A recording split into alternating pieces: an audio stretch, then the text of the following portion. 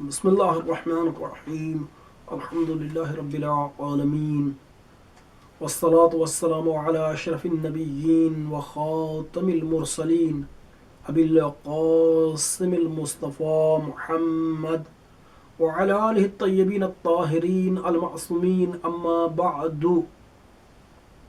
آج اہل سنت کے معروف عالم دین مولانا محمد علی مرزا اور ان کے علاوہ مفتی طارق مسعود سے یہ بات ہم نے سنی، یہ مسئلہ سنا، جس کے درپے ہم اپنی رائے کو بیان کریں گے۔ وہ یہ کہ سوال یہ کیا گیا کہ جس کے جواب میں انہوں نے یہ جواب دیا۔ سوال یہ تھا کہ حضرت آدم کی پہلی اولاد جو بلا واسطہ اولاد ہے، ان سے نسل آدم کیسے چلی؟ کیا حضرت آدم نے اپنے بیٹے کی شادی اپنی بیٹی سے کی؟ اس سلسلے کو آگے کیسے بڑھایا گیا؟ اولاد آدم یہاں سے کیسے چلی؟ تو انہوں نے جواب میں یہ کہا کہ حضرت آدم کی اولاد اما حوا سے ہر حمل میں اللہ تعالیٰ انہیں دو اولاد عطا کرتا، ایک بیٹا اور ایک بیٹی۔ اسی طرح سے حضرت آدم علیہ السلام پہلے حمل کے بیٹے کی شادی بعد والے حمل کی بیٹی سے، اور پہلے حمل کی بیٹی کی شادی بعد والے حمل کے بیٹے سے کر دیتے۔ اس وقت یہ نکاح جائز تھا، اس کے بعد اس کو حرام کر دیا گیا، اور اس کے بعد اولاد آدم اسی طرح سے چل پڑی۔ روایت بہت زیادہ لمبی انہوں نے بیان کی، ہم نے آپ کو اس کا خلاصہ بیان کر دیا۔ لیکن امامیہ کی اس میں کیا رائے ہے؟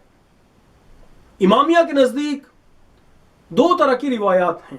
ایک وہی روایات ہیں، انہی علماء سے ہیں جو اہل سنت کے ساتھ زندگی کرتے تھے، یا وہ پہلے اہل سنت سے تھے اور اس کے بعد وہ شیعہ ہوئے، جیسے کہ عیاشی ہے، جنہوں نے تفسیر عیاشی لکھی ہے۔ لیکن ہم ان کی نگاہ کو، ان کی رائے کو بیان نہیں کریں گے، ہم اپنی رائے اور ائمہ اہل بیت علیہم السلام کی رائے اور نظریے کو بیان کریں گے۔ اس سلسلے میں ہم آپ کے سامنے تفسیر برہان سے سورہ نساء کی پہلی آیت کے بارے میں جو روایت بیان کی گئی ہے، اور وہ امام باقر علیہ السلام سے روایت ہے، اسے بیان کریں گے۔ اس میں ابی بکر حضرمی امام باقر علیہ السلام سے سوال کرتا ہے، اور امام باقر علیہ السلام نے خود اس سے پوچھا، اور روایت کچھ اس طرح سے ہے۔ مولا نے فرمایا قال علی، یہ ابی بکر حضرمی یہ کہتے ہیں کہ مجھے امام باقر علیہ السلام نے، یعنی ابی جعفر علیہ السلام نے کہا، ما یقول الناس فی تزویج آدم و ولدہ۔ اہل سنت جب بھی امامیہ میں الناس کا لفظ بولا جاتا ہے تو اس سے مراد اہل سنت ہیں، عامہ ہیں۔ اہل سنت آدم اور آپ کی اولاد کے نکاح کے بارے میں کیا کہتے ہیں؟ تو جب امام علیہ السلام نے ابی بکر حضرمی سے، چونکہ اس کے ممکن ہے ابی بکر حضرمی کے ذہن میں ایک چیز ہو، اس کو دور کرنے کے لیے امام نے خود اس سے پوچھا تاکہ اس کا عقیدہ صحیح ہو جائے۔ تو اس نے کہا قال قلت، راوی کہتے ہیں میں نے کہا، یقولون، اہل سنت کہتے ہیں، ان حوا کانت تلد لآدم فی کل بطن غلاما و جاریہ، جناب حوا حضرت آدم کے لیے ہر حمل میں ایک بیٹا اور ایک بیٹی پیدا کرتی۔ فتزوج الغلام الجاریہ التی فی بطن الآخر الثانی۔ تو اب ہوتا کیا، حضرت آدم پہلے بطن میں، پہلے حمل میں جو بیٹا ہوتا، اس کی شادی بعد والے یعنی دوسرے حمل سے جو بیٹی ہوتی اس سے کر دیتے، اور اس طرح سے اولاد آدم چلی۔ اب امام باقر علیہ السلام نے اس کے جواب میں ارشاد فرمایا فقال ابو جعفر، امام باقر علیہ السلام نے ارشاد فرمایا، لیسا ھذا قداک، یہ اس طرح سے نہیں ہے، یحجکم المجوس، اس کے ساتھ تو آپ پر مجوسی احتجاج کرتے ہیں، یعنی ان کا بھی استدلال یہی ہے، وہ جو محارم کو یعنی بہن بھائی سے مجوسیوں میں شادی کر لیتا ہے وہ اسی سے استدلال کرتے ہیں، وہ کہتے ہیں کہ آدم نے اپنی اولاد کا ایک دوسرے کے ساتھ نکاح پڑھا، تو جب آدم نے پڑھا اور انہوں نے عقد کیا، نکاح کیا، آدم کی اولاد نے ایک دوسرے سے شادی کی، تو ہم کیوں نہ کر سکتے، ہم کیوں نہیں کر سکتے، ہم بھی حضرت آدم کی سنت پر عمل کرتے ہیں۔ تو مولا نے فرمایا تمہارے اوپر اہل مجوس استدلال کرتے ہیں۔